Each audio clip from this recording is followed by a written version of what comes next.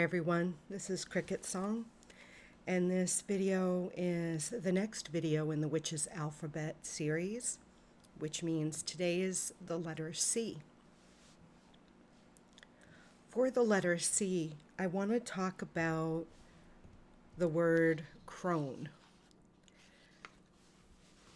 And I want to define the word, share some of the symbolism of the crone, and then I want to talk about how this word, this archetype, is prevalent in my own witchcraft practice at this time. So when I talk about the crone, I am definitely talking about an archetype of the wise woman. And in my own experience, I find that crone and hag are almost interchangeable when you actually look up for, definitions, or when you look up other people's understandings of crone. Sometimes you find like overlapping or even interchangeable between the crone and the hag. They seem to share a lot of characteristics, such as being magical or supernatural in some way. They sometimes both or one or the other are able to shapeshift. Many times they appear to be malevolent, but with deeper understanding, you find that they may appear malevolent or malicious, but they are not, or she is not. The crone is typically a woman, and she definitely owns her sovereignty. She is in control of herself. Nobody controls her, which is, I feel, why she appears malevolent or malicious when in, quote, reality, she isn't. We can see many goddesses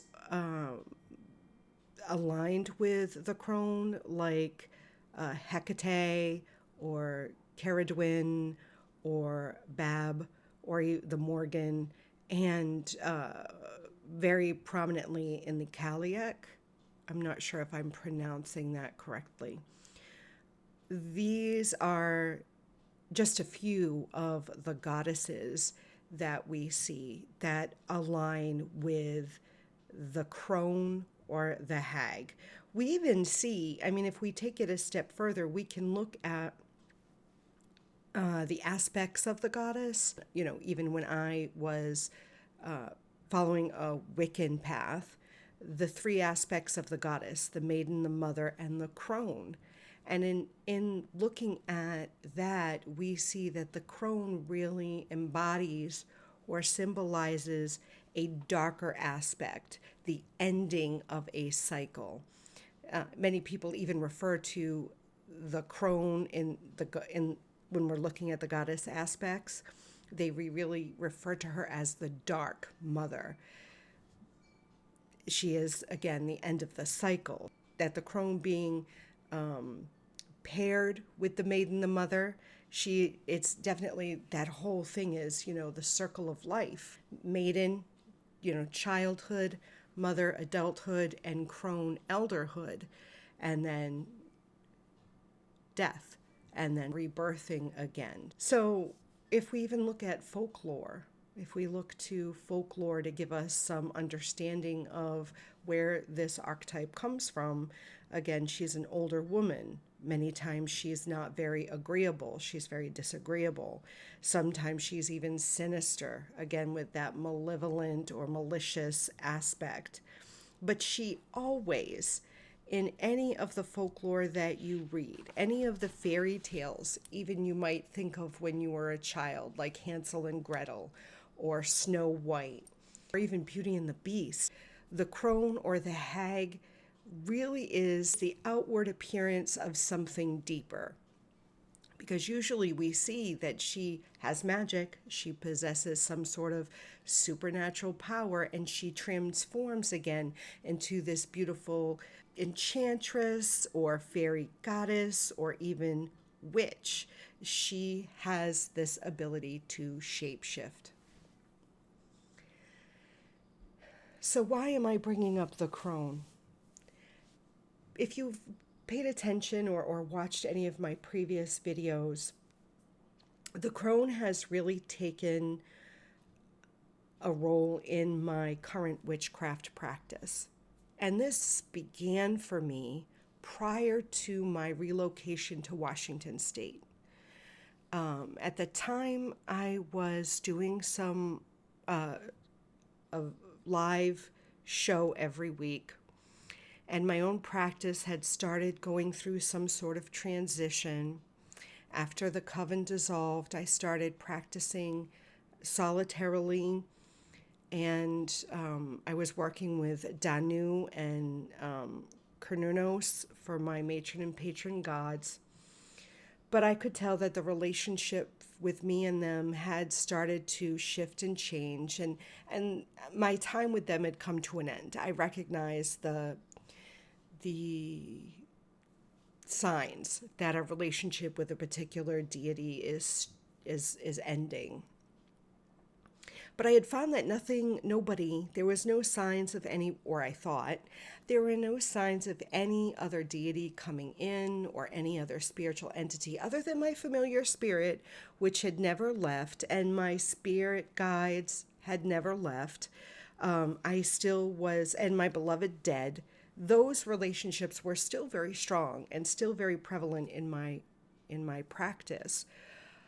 But deity was shifting to something different, and I was no longer working, or had a strong relationship with a specific deity or divine essence. And then I had a dream/journey. And why I say that is because I was in that twilight sleep, that altered state of consciousness that I look to go to when I'm doing meditations and when I'm looking to journey, when I'm looking to astral project, when I'm doing, that altered state of consciousness. But this time I was like waking from sleep. I was waking up. So generally I don't pay too much attention to things that happen during that time because it's not a conscious choice to enter that state of consciousness. And sometimes it's hard to determine, what is a dream? What is my subconscious trying to work out? What has happened, the previous day, searching for answers, that kind of thing. You know what I'm talking about, right? So this one particular morning, I had this experience. And it began with me walking down a path through a forest. And although the forest felt strange, there were aspects that were very familiar to me in this forest. There were particular trees that I'd recognized, but then there were some like plants that I didn't. So I'm walking down this path, really interested, really intrigued by what was happening. And it was dark, but it wasn't so dark that I couldn't see where I was going. And then I was aware that I was following someone. And I couldn't tell if it was a man or woman. I couldn't tell who it was because they were wearing like a cloak or a robe with a hood. But they weren't very tall, and they weren't very big either, So I couldn't really determine whether it was a female or male figure that I was following. I wasn't afraid. I was curious, but I was compelled to follow them down this path in the forest. And all the time that this was happening, I remember thinking, who is this? Who is this? And again, I wasn't afraid. And I followed them, and they were holding like a torch or a lantern, some sort of light source. So I could kind of see, in front of them, but they seemed pretty confident as to where we were going. There was no speaking whatsoever, but I could hear like crickets and night sounds in the forest. And I could smell like wood burning. I love that smell.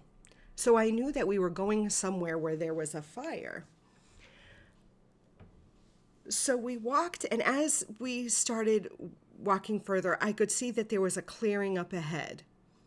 And there was clearly the crackling of a fire, and the smell of a fire was more prevalent. And this figure led me into the clearing where there was a very big bonfire in the middle. And there were like shadows of others surrounding the fire. And they were standing around the fire. And I don't remember hearing voices. I don't remember hearing music, but this figure led me to the fire. And as we approached, the figure that I was following slowly turned around, and I saw the face of an older woman. The crone is what I remember knowing in my head. And then I got really frightened. Like I felt scared. Not like nervous scared, I guess, more than like runaway scared. More nervous scared, like my stomach dropped. That was the first experience. And since then, I have had other experiences, other journeys. I have specifically meditated with the intention of re-meeting the crone. And this has happened for me now, over these years that I have lived here in Washington and during my transition. I still have no specific name.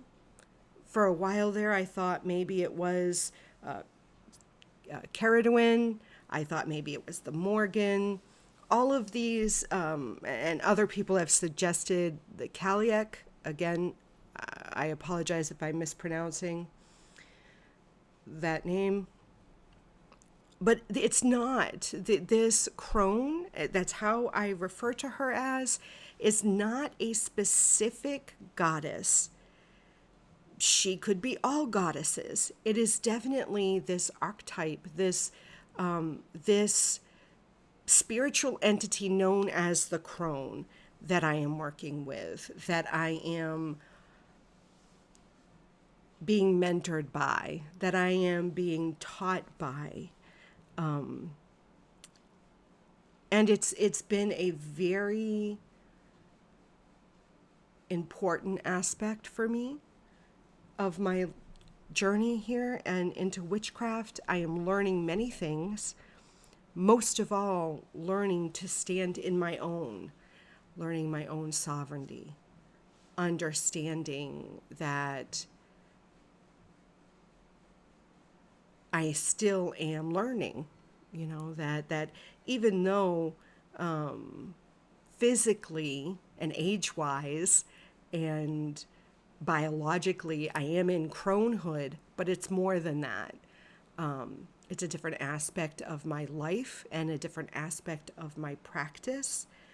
And it's really not relying on other people and really embracing the life I've led and embracing where I am now.